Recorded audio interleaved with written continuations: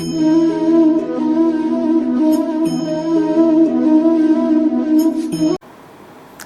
મિત્રો આપણે રોગો વિશે આ ચેપ્ટરની અંદર આગળ વધીએ.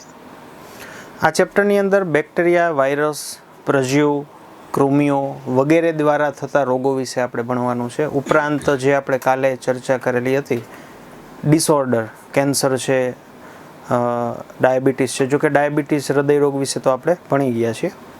તો કેન્સરનો આપણે અભ્યાસ કરીશું. તો સૌપ્રથમ આપણે ચેપી રોગો વિશે અભ્યાસ કરીએ. બેક્ટેરિયા દ્વારા થતો રોગ નંબર 1 ટાઇફોઇડ.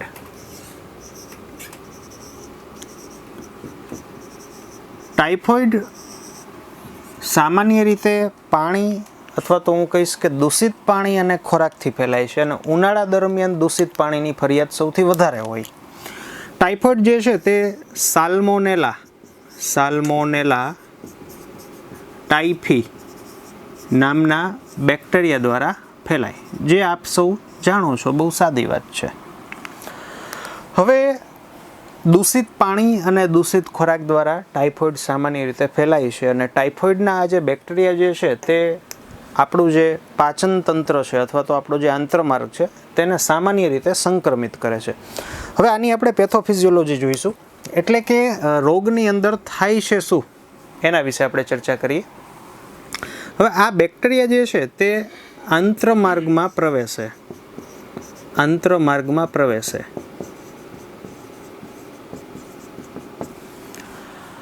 બહુ સિવિયર કન્ડિશનની અંદર આંતરમાર્ગમાં છિદ્ર પડે અને આવા કિસ્સામાં દર્દી જે છે એનું મૃત્યુ પણ થઈ શકે. આવું પણ શક્ય જ છે, સાથે સાથે થાય જ છે કે આંતરમાર્ગ થ્રુ બેક્ટેરિયા જે છે તે રુધિરમાં પ્રવેશે અને 11th અંદર આપણે જોયું કે જ્યારે કોઈ સૂક્ષ્મજીવ રુધિરની અંદર પ્રવેશે છે તો સામાન્ય રીતે WBC દ્વારા પ્રોસ્ટાગ્લાન્ડિન્સ નામના સાઇટોકાઇનિનનો સ્ત્રાવ થાય. WBC દ્વારા પ્રોસ્ટાગ્લાન્ડિન્સ, PG એટલે પ્રોસ્ટાગ્લાન્ડિન્સનો સ્ત્રાવ. અને રુધિરની અંદર આ જે પ્રોસ્ટાગ્લાન્ડિન્સ છે તે રુધિર મારફતે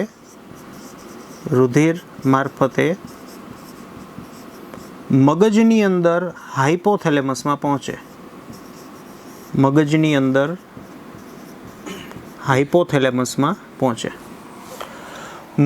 અંદર હાઇપોથેલેમસમાં પ્રોસ્ટાગ્લાન્ડિન્સ પહોંચતા તાપમાન સંવેદી જે કેન્દ્ર છે અથવા તો તાપમાનનું જે નિયંત્રણ કરતું જે કેન્દ્ર છે એના જે ચેતાકોષો છે, આ ચેતાકોષો સક્રિય બને. અલ્ટિમેટલી થાય છે શું? હવે તાપમાન સંવેદી કેન્દ્ર સક્રિય બનતા આપણું બ્લડ પ્રેશર જે છે તે વધી જાય, ધબકારા વધે જેથી બ્લડ પ્રેશર વધે. બ્લડ પ્રેશર વધે એટલે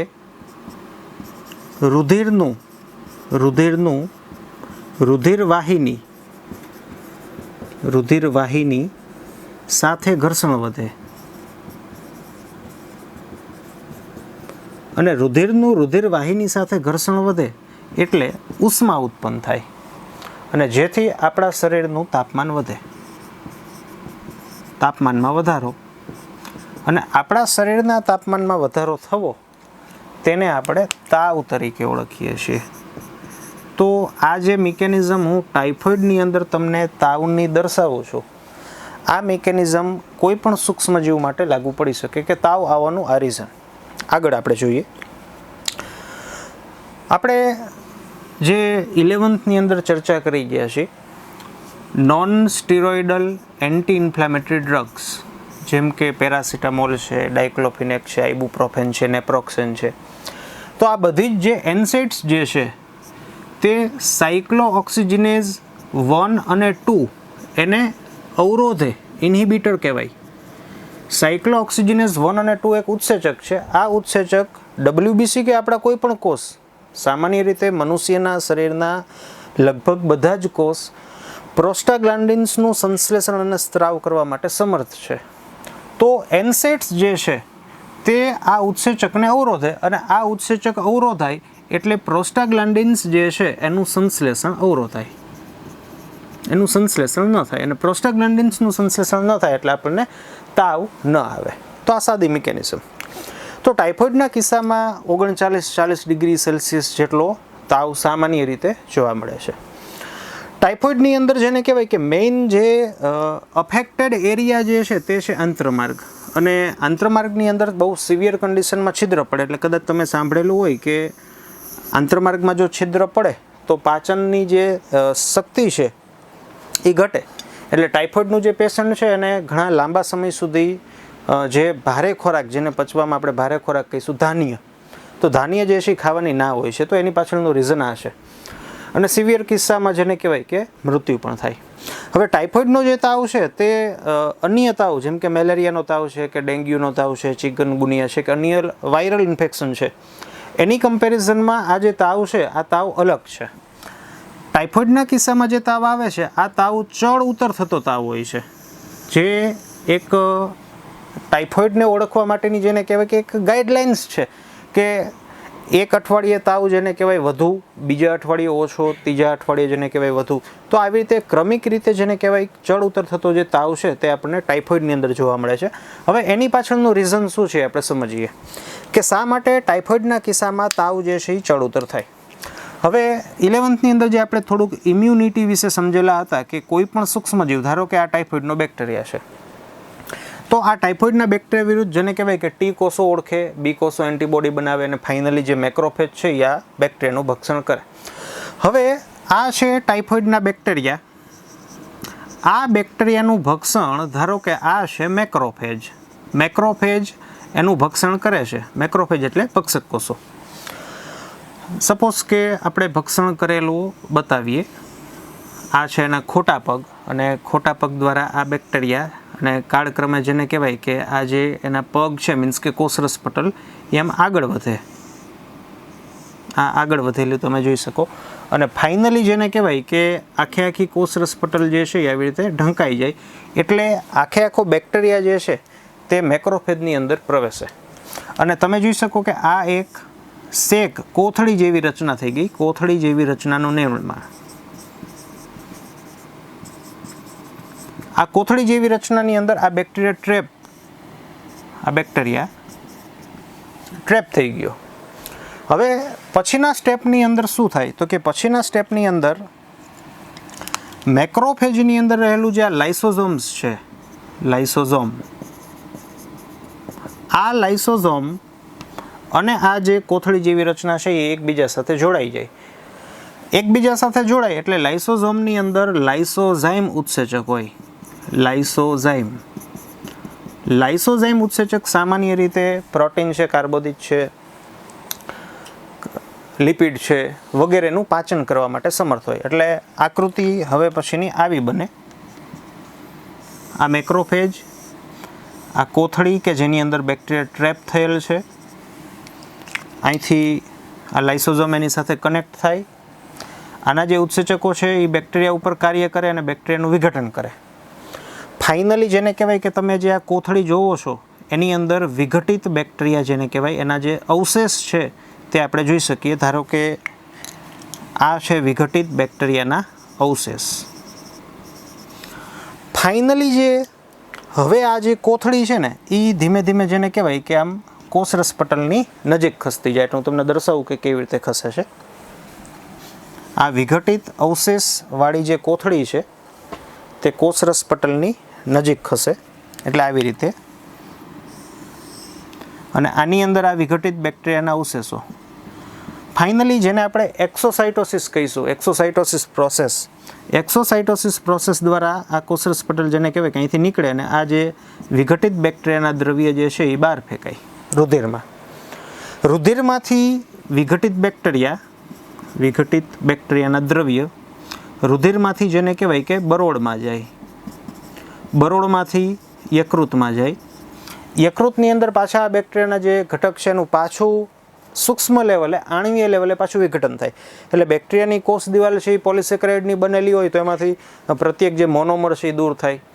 આપણને કોષરસ પટલમાં લિપિડ પ્રોટીન જોવા મળે તો એમિનો એસિડ દૂર થાય, ફેટી એસિડના અણુઓ દૂર થાય. એવી રીતે મોલેક્યુલર લેવલે જેને કહેવાય એનું વિઘટન થાય. હવે યકૃત જે છે એમાંથી આ વિઘટિત દ્રવ્ય છે એ 2 રસ્તે. પહેલો રસ્તો છે પિત્ત રસમાં ઉમેરાય, જે વિઘટિત દ્રવ્ય જે કચરો છે પિત્ત રસમાં ઉમેરાય, અને પિત્ત રસ જે છે તે આંતરમાર્ગમાં ઉમેરાય, જ્યાં તે પોતાનું પાચનનું કાર્ય પણ કરશે.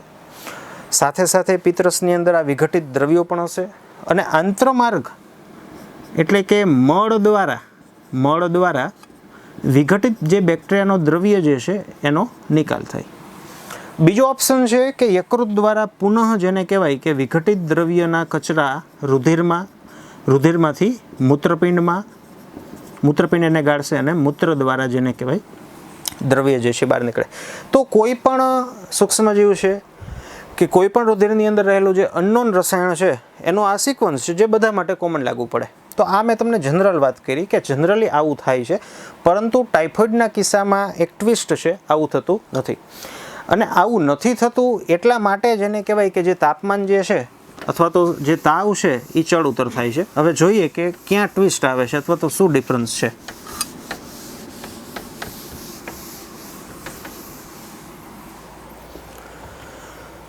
ટાઇફોઇડના કિસ્સામાં બને છે એવું કે જે મેક્રોફેજ જે છે આ મેક્રોફેજ દ્વારા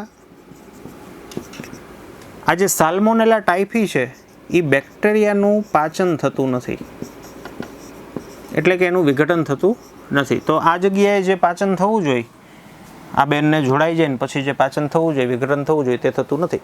અને આની પાછળનું કારણ છે સાલ્મોનેલા ટાઇફી બેક્ટેરિયા જે છે એની વિશિષ્ટ રચના.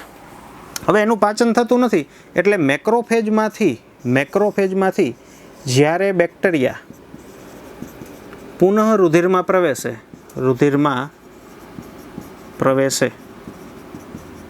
મીન્સ કે આ જે સ્ટેપ છે કે જ્યારે વિઘટિત બેક્ટેરિયા પુનઃ રુધિરમાં પ્રવેશે ને અહીંયાથી બરોળ યકૃત, પણ આ કિસ્સામાં જ્યારે બેક્ટેરિયા પુનઃ રુધિરમાં પ્રવેશે તો આ બેક્ટેરિયા જીવતા જાગતા છે અને ફરીથી જેને કહેવાય કે WBC સેન્સિટાઇઝ થઈ, પ્રોસ્ટાગ્લાન્ડિન્સનો સ્ત્રાવ અને પાછો જેને કહેવાય તાવ આવી જાય. વળી પાછો આના બેક્ટેરિયા છે એ પાછો મેક્રોફેજ દ્વારા જેને કહેવાય કે અંદર જાય છે ત્યારે વળી પાછો તાવ ઘટી જાય. વળી પાછો આ બેક્ટેરિયા બહાર આવે છે, વળી પાછો તાવ વધી જાય. તો ટાઇફોઇડની અંદર તાવ ચડ ઉતર થવાનું જે રીઝન છે, સાદું રીઝન, એ આવી રીતનું કંઈક છે. અને જેના પાછળ સાલ્મોનેલા ટાઇફી બેક્ટેરિયા જે છે એની વિશિષ્ટ રચના જવાબદાર છે. હવે ટાઇફોઇડ જે છે એના માટે એક સેરોલોજિકલ પેથોલોજિકલ ટેસ્ટ આવે છે જેને આપણે વિડાલ ટેસ્ટ તરીકે ઓળખીએ છીએ. વિડાલ ટેસ્ટ કદાચ તમે જો ડેન્ગ્યુની ટેસ્ટ જોઈ હોય તો સાદી જેને સેરોલોજિકલ ટેસ્ટ કહેવાય કે આવી રીતની એક સ્ટ્રીપ હોય, અથવા પ્રેગ્નન્સી ટેસ્ટની જે સ્ટ્રીપ આવે તો આવી સ્ટ્રીપ હોય જેની અંદર આપણે જેને કહેવાય સિરમ અથવા તો રુધિર જે છે આપણે નાખવાનું હોય અને આપણને અહીંયા સ્પોટ મળે એના આધારે તાત્કાલિક ધોરણે જેને કહેવાય કે આપણે ડેન્ગ્યુ છે કે પ્રેગ્નન્સી છે અથવા તો ટાઇફોઇડ જે છે તે થયો છે કે નથી થયો તેની આપણે પરખ કરી શકીએ. તો વિડાલ ટેસ્ટ ટાઇફોઇડના પરખ માટેની ટેસ્ટ છે. છેલ્લે ટાઇફોઇડની અંદર આપણે જોઈએ કે ઇતિહાસની અંદર એક જેને કહેવાય કે અસમંજસ છે આ બાબતે. હું તમને એનું નામ આપી દઉં શું અસમંજસ છે. મેરી મેલોન અથવા તો જેનું ઉપનામ છે ટાઇફોઇડ મેરી મેલોન લેડીઝ છે, અમેરિકા. મેરી મેલોન એક બાય પ્રોફેશન જેને કહેવાય કે રસોઈણ કૂક હતા અને અમેરિકાની અંદર ન્યૂયોર્ક સિટીમાં એઝ અ કૂક તરીકેની જોબ હતી. હવે આ અસમંજસ એવી રીતે છે કે આની અંદર ટાઇફોઇડના બેક્ટેરિયા હતા પણ આની અંદર ટાઇફોઇડના લક્ષણો આવતા નહોતા. પણ કોઈ રીતે આ જે મેરી મેલોન છે ને એ ટાઇફોઇડના બેક્ટેરિયાના વાહક બન્યા, એટલે એ જ્યાં કામ કરતા હોય, રસોઈ બનાવતા હોય તો એના થ્રુ બેક્ટેરિયા ખોરાકમાં જાય અને જે ખોરાક બીજા કોઈ આરોગે એને ટાઇફોઇડ રોગ થાય. આવું જેને કહેવાય કે ઘણી બધી જગ્યાએ આવું થયું. ફાઇનલી જેને કહેવાય કે ન્યૂયોર્ક પોલીસે આની શોધખોળ કરીને, ઘણો બધો લાંબો ઇતિહાસ છે પણ આપણે જે મુદ્દાની વાત કરીએ તો મેરી મેલોન જેને કહેવાય કે ટાઇફોઇડના વાહક તરીકે જાણીતા છે કે પોતાની અંદર ટાઇફોઇડના બેક્ટેરિયા હોવા છતાં પણ પોતાની અંદર લક્ષણો પ્રદર્શિત નહોતા થતા અને તે એક ટાઇફોઇડના વાહક બનતા. અને ઇતિહાસની અંદર આવા બીજા 2 થી 3 નામ પણ છે જે આપણે ટેક્સ્ટબુકની અંદર એક મેરી મેલોન અથવા તો ટાઇફોઇડ મેરી તરીકે જે ઓળખાય છે એનું એક જ નામ આપણને આપેલું છે. અને સમજવાની વાત એવી હતી કે આજ દિન સુધી જેને કહેવાય એક અસમંજસ રહી ગયું છે કે એવું શા માટે થયું કે બેક્ટેરિયા શરીરમાં હોવા છતાં પણ ટાઇફોઇડના લક્ષણો પ્રદર્શિત નહોતા થતા જ્યારે તે વાહક બન્યા. તો કદાચ આની પાછળ ઘણું બધું રિસર્ચ થયું છે અને છેલ્લે ફાઇનલી કન્ક્લુઝન પરફેક્ટલી નથી આવતું, પણ એવું માનવામાં આવે છે કે જે આપણે આ જોઈએ છીએ કે મેક્રોફેજ જે છે તે આ જે બેક્ટેરિયાનું જે સ્ટ્રક્ચર છે તો મેક્રોફેજ એને મારી નથી શકતા, લાઇસોઝાઇમ ઉત્સેચક વડે એનું વિઘટન નથી થતું. એટલે કદાચ જેને કહેવાય કે બેક્ટેરિયાની એવું એના જે કેરેક્ટર એવા છે કે છાના છૂપા જેને કહેવાય કે આપણા બોડીમાં રહી શકે છે. તો આ છે મેરી મેલોન. તો આ થયું ઓલ ઓવર ટાઇફોઇડ વિશે આપણે જે માહિતી લીધી તે. આવનારા સેશનની અંદર આપણે અમુક આના સિવાયના જે બેક્ટેરિયલ રોગ છે અને જે વાયરલ ડિઝીઝ છે જેમ કે શરદી જે છે એની આપણે ચર્ચા કરીશું.